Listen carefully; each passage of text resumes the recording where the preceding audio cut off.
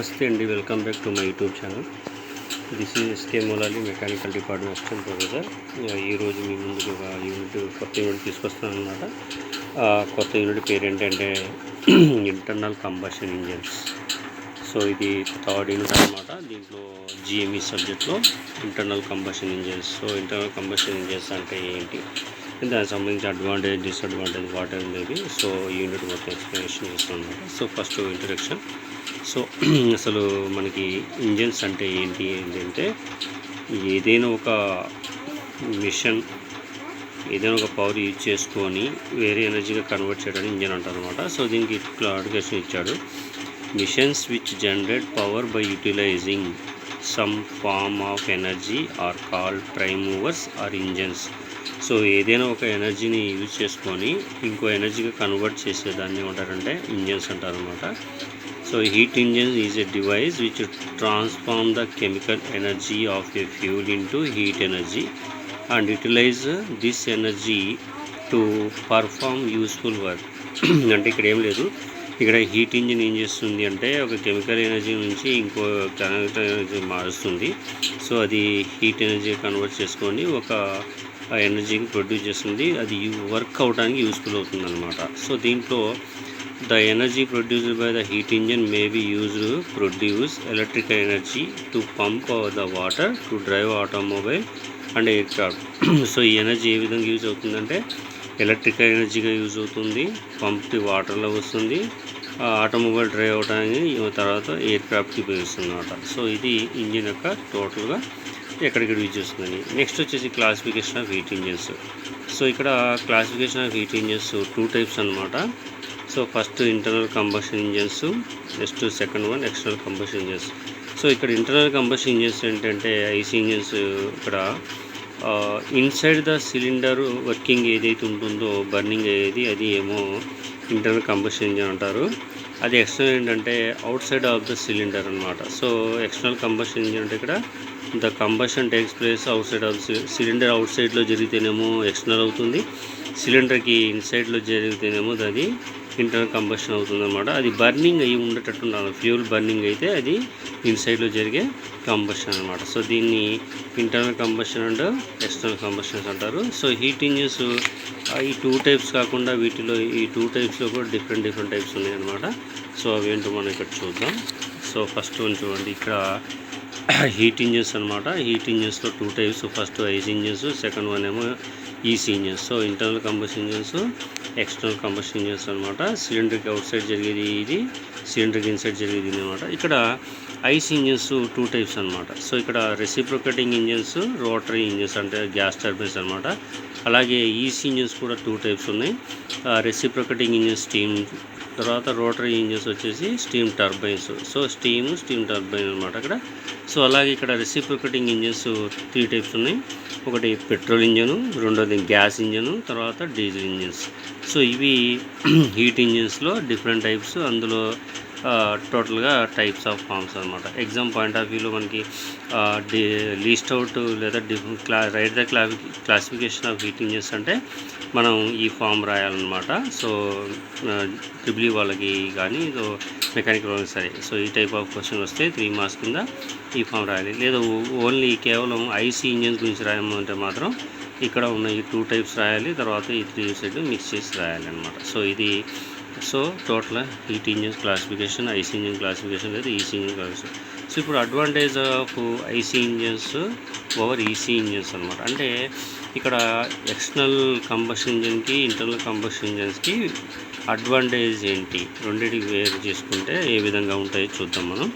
So ఇక్కడ IC engines offer the following advantages. అంటే IC ఇంజిన్కి ఎటువంటి అడ్వాంటేజెస్ ఉన్నాయో చెప్తుందనమాట. సో ఇక్కడ more compact and occupy less space. అంటే కాంపాక్ట్గా ఉంటుంది, స్పేస్ అనేది తక్కువ ఆక్యుపై చేస్తుంది. అదే ఈసీ ఇంజిన్స్ అయితే ఇది స్పేస్ అనేది చాలా ఎక్కువ వస్తుంది, కాంపాక్ట్ అనేది ఉండదు. అలాగే next mass of engine per unit power is low. ఇక్కడ యూనిట్ పవర్ అంట తక్కువ ఉంటుంది, అయితే ఈసీ ఇంజిన్స్లో ఎక్కువ ఉంటుంది. So starting is easy and quick. So IC ఇంజిన్స్లో స్టార్టింగ్ చేయడం ఈజీగా ఉంటుంది, త్వరగా అవుతుంది. అదే ఈసీ ఇంజిన్ అనుకోండి, సో స్టార్టింగ్ కూడా కొంచెం లేట్ అవుతుంది, త్వరగా అవ్వదు అనమాట.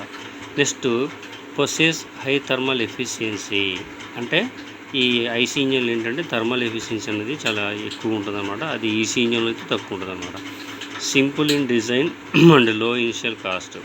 సో తక్కువ డిజైన్ సింపుల్గా ఉంటుంది అనమాట, కాస్ట్ కూడా చాలా తక్కువ ఉంటుంది అనమాట. అదే ఈసీ తీసుకున్నట్టయితే కాస్ట్ ఎక్కువ ఉంటుంది, డిజైన్ కూడా క్రిటికల్గా ఉంటుంది, అంటే అంత ఈజీగా ఉంటుంది అనమాట, సింపుల్ ఉంటుంది. Do not require auxiliary equipment such as boiler and condensers. ఇక్కడ కండెన్సర్స్, బాయిలర్స్ అనేది ఎక్విప్మెంట్గా అవసరం లేదు, కానీ ఈసీ ఇంజన్ అయితే అవసరం అనమాట. ఇవి advantages of IC engine over EC engine. So అలాగే ఇక్కడ డిసడ్వాంటేజ్ కూడా ఇచ్చాడనమాట. సో డిసడ్వాంటేజ్ ఏముంటుందో చూద్దాం. Require more refined fuel which costly. So ఇక్కడ ఐసీ ఇంజన్లో ఏంటంటే రిఫైన్డ్ ఫ్యూల్ కావాలి, ఇది కాస్ట్లీ అవుతుందన్నమాట. నెక్స్ట్ వచ్చేసి require devices like fuel injector or carburettor. So IC ఇంజన్లో ఫ్యూల్ ఇంజెక్టర్ యూజ్ చేయాలి లేదా కార్బొరేటర్స్ యూజ్ చేయాలన్నమాట, అది డిసడ్వాంటేజ్. నెక్స్ట్ వచ్చేసి only suitable for small capacity units. ఇందులో ఐసీ ఇంజన్స్లో కేవలం స్మాల్ కెపాసిటీ ఆఫ్ యూనిట్స్ మాత్రమే ఉపయోగపడుతుంది, బిగ్ కెపాసిటీ ఉన్నవి యూజ్ అవ్వనమాట. సో ఇవి advantage of IC engines over EC engines అనమాట, లిమిటేషన్స్తో సహా. నెక్స్ట్ వచ్చేసి కన్స్ట్రక్షన్ ఏ విధంగా ఉంటుంది ఏంటి చూసినట్టయితే ఐసీ ఇంజన్ కన్స్ట్రక్షన్ ఇక్కడ డయాగ్రామ్ చూద్దాం. సో ఇది డయాగ్రామ్ అనమాట. So construction of IC engines అనమాట. సో ఇక్కడ పార్ట్స్ మనం చూద్దాం ఒకసారి.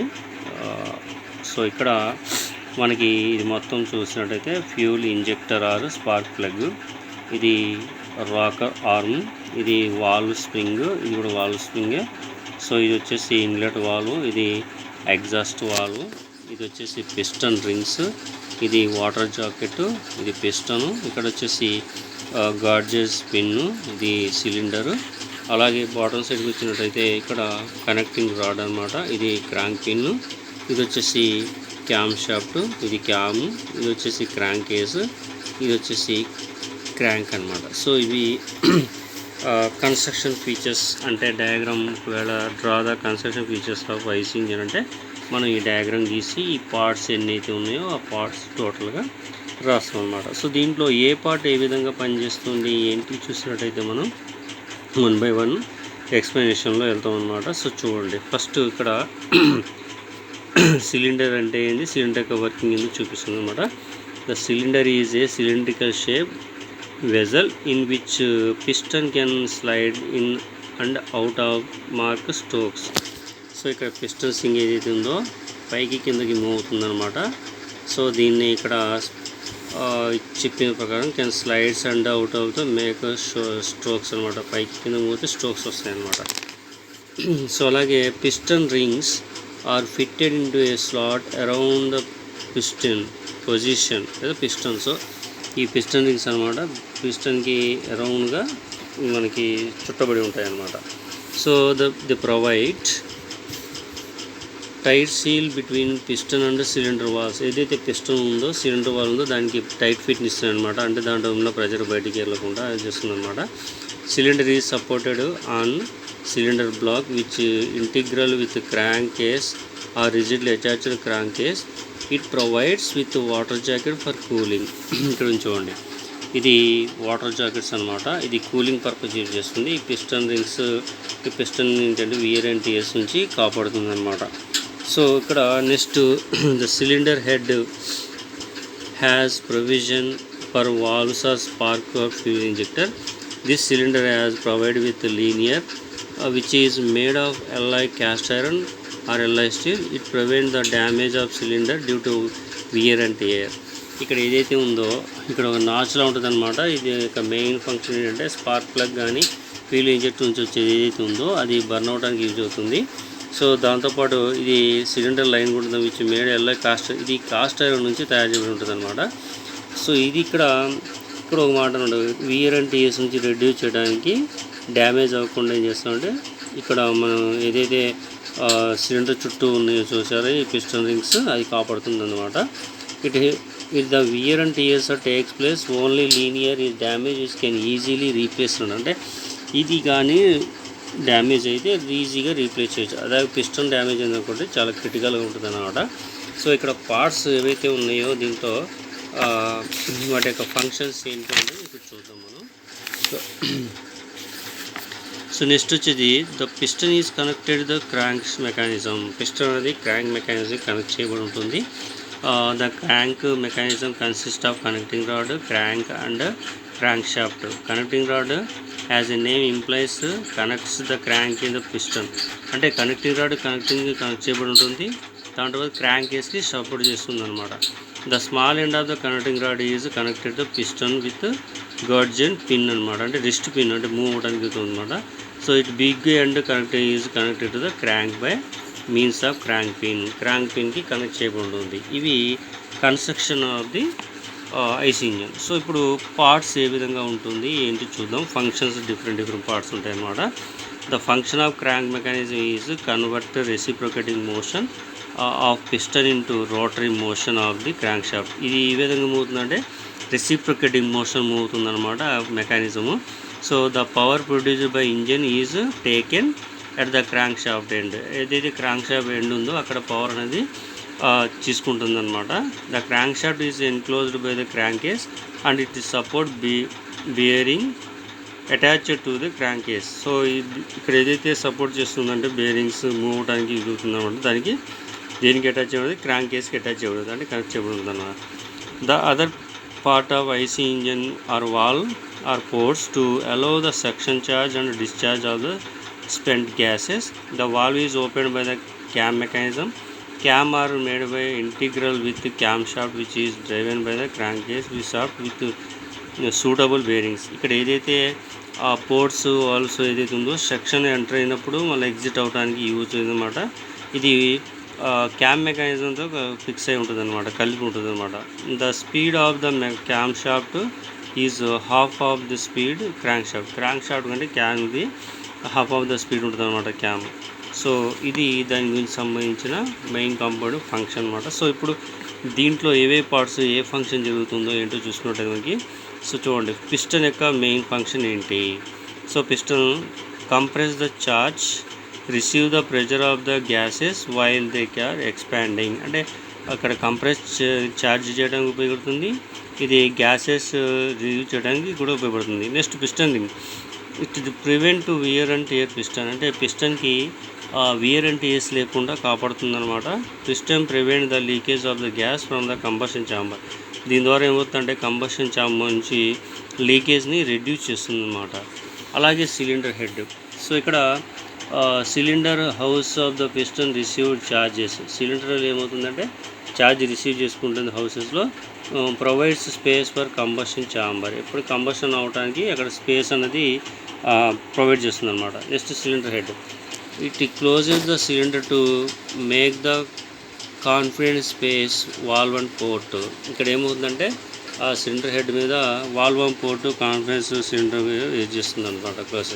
నెక్స్ట్ వాల్వ్ అండ్ పోర్ట్స్ ఏముంది to admit the air and discharge spend gases. అంటే వాల్వ్ పోర్ట్స్ ఏంటంటే గ్యాసెస్ స్పెండ్ చేసి డిశ్చార్జ్కి ఇన్ఛార్జ్కి ఉపయోగిస్తున్నమాట. అంటే ఎంటర్ అవ్వటం అవుట్లెట్ అవ్వటం.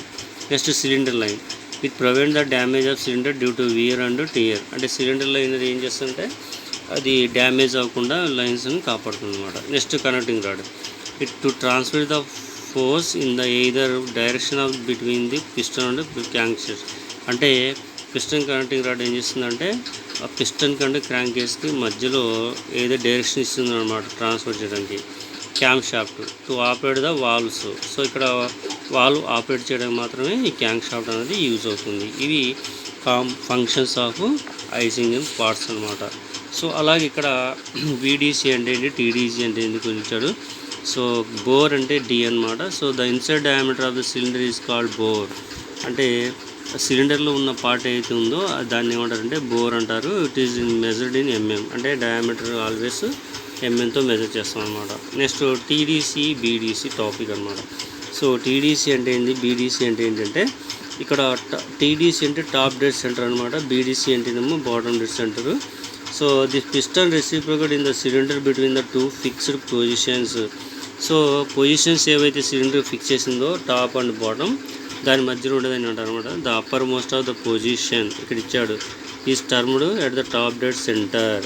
ఏదైతే పొజిషన్ ఉందో ఆ పొజిషన్ బాటమ్ సైడ్ నుంచి అప్పర్ సైడ్కి మధ్య జరిగే దాన్ని ఏమంటారంటే ఇది ట్రాన్స్మిషన్ అనమాట. సో టీడీసీ అంటే పైన ఉండే వాల్యూ ఏది ఉందో దాన్ని అప్పర్ మోస్ట్ పొజిషన్ అంటారు. అలాగే బీడీసీ అంటే అది లోయర్ పొజిషన్లో ఏదైతే ఉందో దాన్ని ఏమంటారంటే బాటమ్ డెడ్ సెంటర్ అనమాట. నెక్స్ట్ వచ్చేసి ఐడిసి అంటే inner diameter dead centre, out DC అంటేనేమో అవుటర్ డయామీటర్ సెంటర్ రెస్పెక్ట్లీ. సో ఇక్కడ బీడీసీ టీడీసీ వాల్యూస్ అనేది 3 మార్క్స్ క్వశ్చన్ కింద వస్తుంటుంది అనమాట. సో ఈ విధంగా చదువుతాం అనమాట. రాసేటప్పుడు సింపుల్గా కూడా రాయొచ్చు. Nearest part of the upper piston అంటే దాన్ని టీడీసీ అనొచ్చు, లోయర్ పార్ట్ ఏమో లోయర్ నియరెస్ట్ అంటే మనం బీడీసీ అనుకోవచ్చు అనమాట. సో ఇక్కడ బీడీసీ డీడీసీ తర్వాత ఇక్కడ పార్ట్ ఉందన్నమాట. ఈ డయాగ్రామ్ చూద్దాం మనం. సో పిస్టన్ స్ట్రోక్ అనమాట. The distance travel by the position from one point to one dead centre to another dead centre is called piston stroke. During the one stroke crank shaft rotates the half round అనమాట. So ఇక్కడ diagram చూడండి. ఇది stroke volume, ఇది cylinder, ఇది TDC, ఇది BDC. Bottom dead centre అంటే nearest crank, TDC అంటే nearest spark భాగం. ఇది వాల్వ్ అనమాట, క్లోజ్ వాల్వ్ లేదా క్లియరెన్స్ వాల్వ్. ఇది సిలిండర్ హెడ్ అనమాట. సో ఇక్కడ స్ట్రోక్ వాల్యూమ్ ఉంది అంటే ఈ పొజిషన్ అనమాట. The volume of displaced by the piston it moves from the one dead centre to another dead centre is called. So ఈ dead centre నుంచి dead centre move అయింది అనుకోండి, దాన్ని ఏమంటారంటే స్ట్రోక్ వాల్యూమ్ అంటారు. So the swept volume also called. It measure the litre per or cubic centimetre. So దీని యొక్క units ఏంటంటే క్యూబిక్ సెంటీమీటర్ లేదంటే ఇక్కడ లీనియర్స్ ఇచ్చారనమాట. సో అలాగే క్లియరెన్స్ వాల్యూమ్ అంటే ఏంటి? సో క్లియరెన్స్ వాల్యూమ్ అంటే ఏం లేదు, the space between cylinder head and the piston packed at the top dead centre is no clearance volume. అంటే ఇక్కడ ఉంటుంది అనమాట. ఇక్కడ టాప్ డెడ్ సెంటర్ ఈ పొజిషన్లో క్లియరెన్స్ వాల్యూమ్ ఉంటుంది. నెక్స్ట్ వచ్చేసి కంప్రెషన్ రేషియో.